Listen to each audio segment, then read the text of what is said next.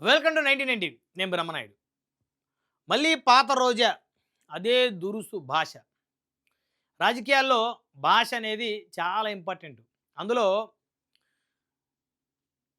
ప్రజాసేవలో ఉన్నవాళ్ళు, ప్రజాక్షేత్రంలో ఉన్నవాళ్ళు, ప్రజల ఓట్లు కావాలనుకుంటున్న వాళ్ళు, ప్రజల మద్దతుతోటి చట్టసభలకు వెళ్ళాలనుకుంటున్న వాళ్ళు. ఖచ్చితంగా వారు కాస్త ఆచితూచి వ్యవహరించాల్సినటువంటి అవసరం ఉంది. ఈ మధ్య కాలంలో రోజా గారు మళ్ళీ మొదటికొచ్చేసారు. మళ్ళీ అదే భాష మొదలుపెట్టారు. ప్రెస్ మీట్‌లో చూస్తే కాస్త నోరు జారి టంగ్ స్లిప్ అయ్యి చంద్రబాబు గాడు అని మాట్లాడారు. అదేవిధంగా పవన్ కళ్యాణ్ గారిని జన సైనికులను ఉద్దేశించి జెండా కూలీలు అని చెప్పేసి మాట్లాడారు. ఇంకా కూటమి ప్రభుత్వం మీద ఇష్టానుసారంగా రెచ్చిపోతూ ఉన్నారు. అంటే దానివల్ల వైఎస్ఆర్ కాంగ్రెస్ పార్టీకి లాభమా? నష్టమా? వైసీపీ 2024లో ఓటమి చెందటానికి ప్రధానమైనటువంటి కారణం ఆ పార్టీ నేతలు ఇతర పార్టీలకు చెందినటువంటి అధినేతలను నిత్యం ఒక ఉద్యమంలాగా బూతులు తిట్టడం, ద్వేషించటం. సో అవే కీలకం వారు ఓడిపోవటానికి ప్రధాన కారణం. ఏదో ఒకసారి 2 సార్లు పొరపాటు మాట్లాడవచ్చు. ఇక రోజు అదే పనిగా ఇష్టానుసారంగా తెలుగుదేశాన్ని, జనసేనని, ఆ పార్టీ అధినేతలను తిట్టడం. ఇక మొన్న ఈ మధ్య ఒక అడుగు ముందుకేసి పార్టీ క్యాడర్ మీద పడ్డారు రోజా గారు. ఎక్కడైనా ఒక పార్టీలో అసంతృప్తి ఉంది అని అనిపించినప్పుడు ఆ పార్టీకి చెందిన క్యాడర్‌ని తమ వైపుకి ఎలా మలుపుకోవాలో ఆలోచించిన వాళ్ళే నిజమైన రాజకీయ నాయకులు. అంతేగాని ఆ క్యాడర్‌ని గెలికి వాళ్ళందరిని మళ్ళీ సంఘటితం చేసేవాళ్ళు ఆ పార్టీకి వారున్న పార్టీకి న్యాయం చేస్తున్నట్టు. ఇప్పుడు జగన్మోహన్ రెడ్డి గారు చాలా వ్యూహాత్మకంగా అడుగులేస్తున్నారు. ఆయన ఒక ఇంపార్టెంట్ మెసేజ్ పాస్ చేశారంట. పవన్ కళ్యాణ్ గారిని తిట్టొద్దు. ఒక్క మాట కూడా అనొద్దు. జనసేనని అస్సలు టచ్ చేయొద్దు, టార్గెట్ చేయొద్దు. ఆయన టార్గెట్ చేయటం వల్ల, ఆయన టచ్ చేయటం వల్ల బలమైనటువంటి ఓటు బ్యాంక్‌గా ఉన్నటువంటి ఆ వర్గం మనల్ని విపరీతంగా ద్వేషిస్తుంది. కాబట్టి వాళ్ళని టచ్ చేయకుండా, వాళ్ళని టార్గెట్ చేయకుండా కేవలం చంద్రబాబు గారిని, ప్రభుత్వాన్ని మనం టార్గెట్ చేద్దామని చెప్పేసి జగన్మోహన్ రెడ్డి గారు ఆ పార్టీకి చెందినటువంటి మాజీ ఎమ్మెల్యేలకు, మాజీ మంత్రులకి, అదేవిధంగా స్పోక్స్ పర్సన్స్‌కి అందరికీ చెప్పారంట. అయినా కూడా కొంతమంది మారటం లేదు. తాజాగా రోజా గారి ఎపిసోడ్ చూస్తే మళ్ళీ ఆవిడే మొదటికొచ్చేసారు. మళ్ళీ దురుసుగా ప్రవర్తించటం, భాష గతంలో ఏ విధంగా మాట్లాడారో అదే విధంగా మళ్ళీ మాట్లాడటం. అంటే దానివల్ల ఏమొస్తుంది? వైసీపీకి డ్యామేజ్ తప్ప మైలేజ్ రాదు.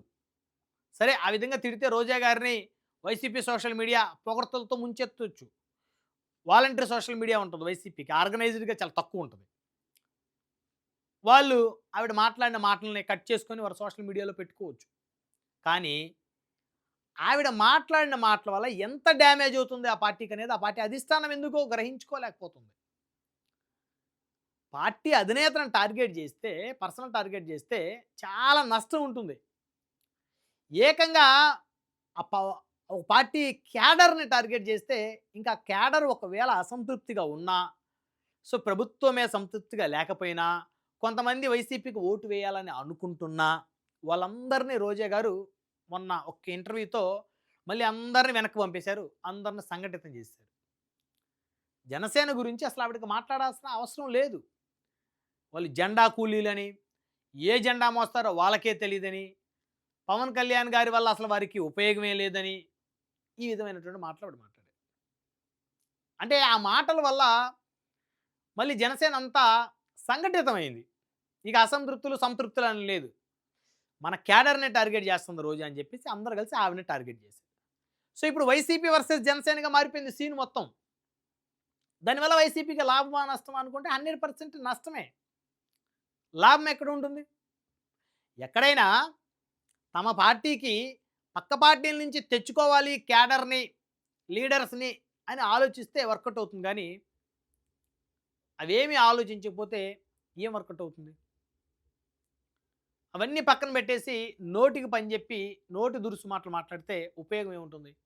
అంటే ఇంకా రోజా గారిని కట్టడి చేసే పని వైసీపీ చెయ్యటం లేదు. ఫెయిల్ అయింది.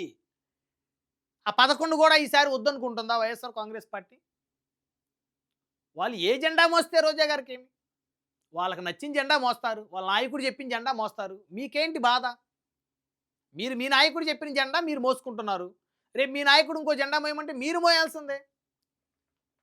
సో, కూటమిలో వారు 3 జెండాలు 3 పార్టీలు 3 జెండాలు మోసుకున్నాయి కూటమిలో. తెలుగుదేశం వాళ్ళు, జనసేన, బీజేపీ కండవాలేసుకున్నారు ఎలక్షన్ అప్పుడు. జనసేన వాళ్ళు టీడీపీ, బీజేపీ కండవాలేసుకున్నారు. బీజేపీ వాళ్ళు జనసేన, తెలుగుదేశం కండవాలేసుకొని ప్రచారానికి వెళ్లారు. కూటమన్న తర్వాత 3 పార్టీలు ఓట్లు అడిగినప్పుడు 3 జెండాలు పట్టుకోవాలి. 3 పార్టీ కండవా వేసుకోవాలి. అసలు వారు ఏ పార్టీ జెండా పట్టుకున్న ఏ కండవా వేసుకుంటే మీకెందుకు? మీకు అవసరమా? మీరు మీ పార్టీకి లాభం చేకూరుస్తున్నారా? నష్టం చేకూరుస్తున్నారా? మీరు పాలసీల మీద మాట్లాడండి. ప్రజలకు ఇచ్చిన హామీ కూటమి ప్రభుత్వాలు ఎక్కడ ఫెయిల్ అయినాయి వాటి మీద మాట్లాడండి. మీరున్నప్పుడు పరిపాలనకి, ఇప్పుడు పరిపాలనకి వ్యత్యాసం ఏంటి? లాభ నష్టాలేంటి? వాటి మీద మాట్లాడండి. అంతేగాని ఒక కులం గురించో, ఓ పార్టీ గురించో, ఓ పార్టీ క్యాడర్ గురించో మాట్లాడటం 100% మీరున్న పార్టీకి మీరు పూర్తిగా నష్టం చేయటమే. కనీసం మీ నోటి దురుసు వల్ల ఒక 10 అసెంబ్లీ స్థానాలైనా ఓడిపోయి ఉంటాయి వైఎస్ఆర్ కాంగ్రెస్ పార్టీ ఆంధ్రప్రదేశ్‌లో. అందులో డౌటు లేదు. మీరు ఓడిపోయేది గాక, మీ సీటు పోయేది గాక, పక్కన ఒక 10 అసెంబ్లీ స్థానాలు కూడా ఎఫెక్ట్ అవుతాయి మీరు మాట్లాడే మాటలకి. కాబట్టి ఇకనైనా వైకాపా అధిష్టానం కట్టడి చేయాల్సిన అవసరం ఉంది. లేకపోతే మీరెంత కష్టపడ్డా ఉపయోగం ఉండదు. మీరెంత కష్టపడి ప్రయత్నం చేసి మిగతా వర్గాల్ని మళ్ళీ మీ వైపు తిప్పుకుందామనే ప్రయత్నం చేసినప్పటికీ కూడా మీకు ఎలాంటి ఉపయోగం ఉండదు. సో, ముందు వర్గాలను, పార్టీని, క్యాడర్‌ను వ్యక్తిగతమైనటువంటి టార్గెట్లు చేసే నాయకుల్ని మీరు కట్టడి చేయాలి. మీరు కట్టడి చేస్తే మీకు ఉపయోగం ఉంటుంది. లేకపోతే వీళ్ళని అలా వదిలేస్తే ఆ 11ని ఒకటి చేసి కూర్చోబెడతారు. సో, ఇప్పటికే రోజా గారి మీద అనేక రకాలైన ఆరోపణలు ఉన్నాయి గతంలో. తిరుపతి దర్శనానికి టికెట్లకు సంబంధించి ఆడుదాం ఆంధ్రాలో స్కామ్ జరిగిందని. అయినా కూటమి ప్రభుత్వం రోజా గారి మీద ఏమీ చర్యలు తీసుకునేటువంటి ప్రయత్నం ఏం చేయలా. మహిళల్ని ఇబ్బంది పెట్టకూడదని చెప్పేసి కూటమి ప్రభుత్వం వారిని స్వేచ్ఛగా వదిలేసింది. లేకపోతే రోజా గారిని ఏమి కేసులు పెట్టి లోపల వేయలేదు. శ్రీరెడ్డి గారి లాగా ఇష్టానుసారంగా తిట్టిన శ్రీరెడ్డి లాంటి వ్యక్తులనే ఆవిడ లోకేష్ గారికి ఒక లెటర్ రాయడంతో లోకేష్ అన్న క్షమించమని క్షమించేశాడు ఆయన. ఆయన గొప్ప మనసు కాబట్టి. లేకపోతే ఈ పాటికి ఆవిడని ఊచ లెక్క పెట్టించాలి. బోరుగడ్డ కన్నా 100 రెట్లు ప్రమాదకరం. మహిళా ఉన్మాద ఆవిడ. ఆవిడ కొన్ని సంవత్సరాల పాటు ఎంతోమందిని నిద్ర లేకుండా చేసింది. మానసిక క్షోభకు గురి చేసింది. వదిలిపెట్టారు స్వేచ్ఛగా. సో, కాబట్టి మీరు కూడా గతంలో ఎన్నో తిట్లు తిట్టినప్పటికి కూడా చంద్రబాబు గారిని, లోకేష్ గారిని, పవన్ కళ్యాణ్ గారిని మిమ్మల్ని ఏమి ఇబ్బంది పెట్టలేదు. మిమ్మల్ని స్వేచ్ఛగా వదిలేశారు. మీ రాజకీయం మీరు చేసుకోమన్నారు. మిమ్మల్ని ఎక్కడ ఎవరో అడ్డు అడ్డు రావట్లేదు. ఎక్కడ అధికారులు మిమ్మల్ని ఇబ్బంది పెట్టట్లేదు. కానీ మరి మీకెందుకు? అనవసరమైనటువంటి అంశాల్లో మీరెందుకు తలదూరుస్తా ఉన్నారు? అసంతృప్తిగా ఉన్నటువంటి క్యాడర్‌ని క్యాచ్ చేయాల్సినటువంటి నాయకులు 2 సార్లు ఎమ్మెల్యేగా చేశారు. 2.5 సంవత్సరం మంత్రిగా చేశారు. మీరు వైకాపాకి మేలు చేయట్లేదు, కీడు చేస్తున్నట్టుంది. అంటే జగన్ గారి ఓటమికి మీరు ప్రయత్నం చేస్తున్నట్టుంది. అసలు రోజా గారు లాంటి నాయకులు ఎంత మాట్లాడుకుని ఉంటే అంత మంచిది. వైసీపీలో మాట్లాడాల్సిన వాళ్ళు ఒక వైవి సుబ్బారెడ్డి గారు మాట్లాడితే బాగుంటుంది చూడటానికి. సజ్జల రామకృష్ణారెడ్డి గారు కూడా చూడటానికి బాగానే ఉంటుంది. మరి వీళ్ళలాగే మాట్లాడే పరిస్థితి ఉండదు. ఓ ముద్రగడ పద్మనాభం గారు లాంటి వాళ్ళతో మాట్లాడించవచ్చు. ఓ దాడిశెట్టి రాజా గారు లాంటితో మాట్లాడించవచ్చు. కానీ ఇలాంటి నేతలతోటి మాట్లాడించటం, వారికి స్వేచ్ఛనివ్వటం అనేది ఖచ్చితంగా వైకాపా మళ్ళీ వారి గొయ్యి వారు తోక్కున్నట్టే. సో, చూద్దాం మరి. ఇప్పటికైనా రోజా గారు లాంటి వాళ్ళ నోటికి తాళం వేసి వైఎస్ఆర్సీపీ అసంతృప్తులుగా ఉన్నటువంటి వాళ్ళని పక్క పార్టీల నుంచి తన వైపుకు మలుచుకుంటుందా? లేకపోతే ఇలాంటి వాళ్ళని స్వేచ్ఛ ఇచ్చి వారికి తిట్టమని చెప్పేసి క్యాడర్‌ని, మిగతా పార్టీలు అసంతృప్తులుగా ఉన్న క్యాడర్‌ని మళ్ళీ సంఘటితం కమ్మని చెప్పేసి మరి అవకాశం ఇస్తుందా అనేది వైకాపా అధినేతే ఆలోచించుకోవాల్సినటువంటి అంశం. అయితే రోజా గారి మీద కూడా జగన్మోహన్ రెడ్డి గారు బహుశా పాజిటివ్‌గా ఉండేటువంటి అవకాశం ఉండదు. గతంలో ఆయన చాలామందికి చెప్పారంట. పవన్ కళ్యాణ్ గారిని టార్గెట్ చేయొద్దు, టచ్ చేయొద్దు, ఆయన గురించి నెగెటివ్‌గా మాట్లాడొద్దు. ఆయన గురించి నెగెటివ్‌గా మాట్లాడడం వల్లే మనకు 11 స్థానాలకు పరిమితమయ్యాం. బలమైనటువంటి సామాజిక వర్గం ఆయన వెనకుంది. వారందరూ ఆయన గుంపగుత్తుగా ఓట్లేస్తా ఉన్నారు.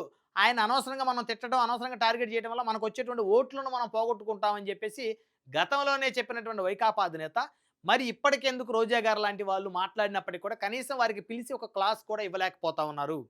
చూద్దాం మరి వైసీపీ ఇప్పటికైనా మారుతుందా? మార్పు చెందుతుందా? లేకపోతే ఇలాగే మాట్లాడేసి మరి మళ్ళీ ప్రతిపక్ష హోదాను కూడా కోల్పోతుందా అనేది వేచి చూద్దాం. వైసీపీ 2024లో ఓటమి చెందటానికి ప్రధానమైనటువంటి కారణం ఆ పార్టీ నేతలు ఇతర పార్టీలకు చెందినటువంటి అధినేతలను నిత్యం ఒక ఉద్యమంలాగా బూతులు తిట్టటం, ద్వేషించటం. సో, అవే కీలకం వారు ఓడిపోవటానికి ప్రధాన కారణం. ఏదో ఒకసారి, 2 సార్లు పొరపాటు మాట్లాడొచ్చు. ఇక రోజు అదే పనిగా ఇష్టానుసారంగా తెలుగుదేశాన్ని, జనసేనని, ఆ పార్టీ అధినేతల్ని తిట్టడం. ఇక మొన్న ఈ మధ్య ఒక అడుగు ముందుకేసి పార్టీ క్యాడర్ మీద పడ్డారు రోజా గారు. ఎక్కడైనా ఒక పార్టీలో అసంతృప్తి ఉంది అని అనిపించినప్పుడు ఆ పార్టీకి చెందిన క్యాడర్‌ని తమ వైపుకి ఎలా మలుపుకోవాలో ఆలోచించిన వాళ్ళే నిజమైన రాజకీయ నాయకులు. అంతేగాని ఆ క్యాడర్‌ని గెలికి వాళ్ళందరిని మళ్ళీ సంఘటితం చేసేవాళ్ళు ఆ పార్టీకి వారున్న పార్టీకి న్యాయం చేస్తున్నట్టు. ఇప్పుడు జగన్మోహన్ రెడ్డి గారు చాలా వ్యూహాత్మకంగా అడుగులేస్తున్నారు. ఆయన ఒక ఇంపార్టెంట్ మెసేజ్ పాస్ చేశారంట. పవన్ కళ్యాణ్ గారిని తిట్టొద్దు. ఒక్క మాట కూడా అనొద్దు. జనసేనని అస్సలు టచ్ చేయొద్దు, టార్గెట్ చేయొద్దు. ఆయన టార్గెట్ చేయటం వల్ల, ఆయన టచ్ చేయటం వల్ల బలమైనటువంటి ఓటు బ్యాంక్‌గా ఉన్నటువంటి ఆ వర్గం మనల్ని విపరీతంగా ద్వేషిస్తుంది. కాబట్టి వాళ్ళని టచ్ చేయకుండా, వాళ్ళని టార్గెట్ చేయకుండా కేవలం చంద్రబాబు గారిని, ప్రభుత్వాన్ని మనం టార్గెట్ చేద్దామని చెప్పేసి జగన్మోహన్ రెడ్డి గారు ఆ పార్టీకి చెందినటువంటి మాజీ ఎమ్మెల్యేలకు, మాజీ మంత్రులకి, అదేవిధంగా స్పోక్స్ పర్సన్స్‌కి అందరికీ చెప్పారంట. అయినా కూడా కొంతమంది మారటం లేదు.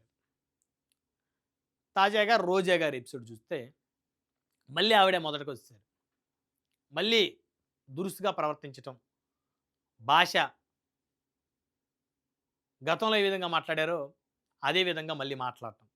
అంటే దానివల్ల ఏమొస్తుంది? వైసీపీకి డ్యామేజ్ తప్ప మైలేజ్ రాదు.